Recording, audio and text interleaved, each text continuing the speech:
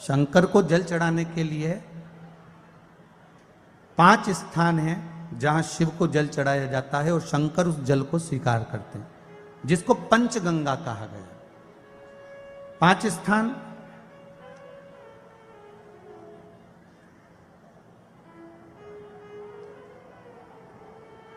अच्छे से समझ लीजिएगा, जब भी शिव मंदिर में जाएं तो ये 5 स्थान शिव को जल चढ़ाने के लिए ये रखा है। शिवलिंग,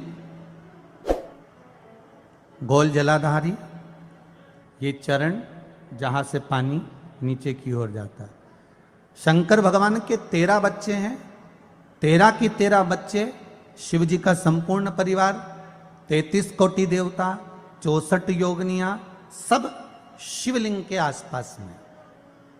आप शंकर जी के मंदिर में जाकर यह कभी ना विचार करना कि पार्वती जी को ढूंढना पड़ेगा या गणेश जी को ढूंढना पड़ेगा या कार्तिकेय जी को ढूंढना पड़ेगा या भैरव को ढूंढना पड़ेगा। हमें शंकर के मंदिर में जाकर किसी देवता को ढूंढने की जरूरत नहीं है। जहां शंकर भगवान का शिवलिंग रखा हुआ है वो माता जी का हस्तकमल है, माता पार्वती जी का स्थान है। जहां शिवलिंग रखा है वो शंकर भगवान है।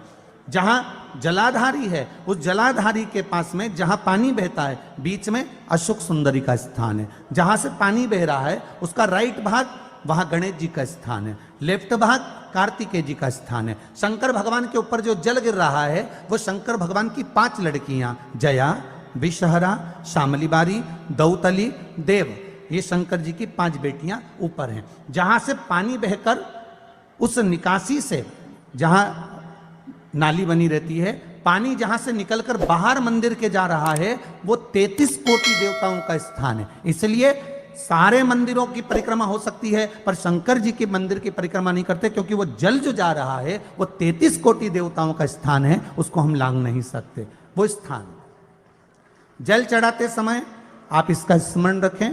पानी का जब पात्र लेकर जाते हैं मंदिर के अंदर, सबसे पहले शिव जी का जो जलाधारी है उसमें राइट भाग पर अपनी मनोकामना कर कर जल चढ़ाएं, फिर लेफ्ट भाग में चढ़ाएं रोग मुक्ति के लिए। अशोक सुंदरी की जगह पर चढ़ाएं, ये 3रा स्थान। 4था स्थान माता पार्वती जी का जो कटी भाग है जहां पर शिवलिंग रखा हुआ है उस भाग पर जल चढ़ाएं, 4था भाग। 5वां भाग शंकर जी के ऊपर चढ़ाएं। ये 5 जगह पर जल क्रम वाइज चढ़ाएं। आप लोग जाते हो डायरेक्ट जाकर शंकर जी पे जल उंडेल करा जाते हो,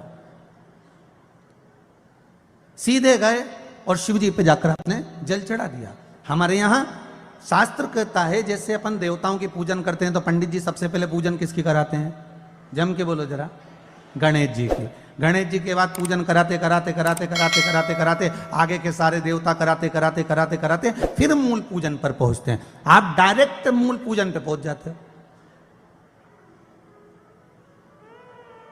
और सरल भाषा में समझ लो, जितनी सरल भाषा में समझोगे ना उतना अपने जीवन में उतर जाए।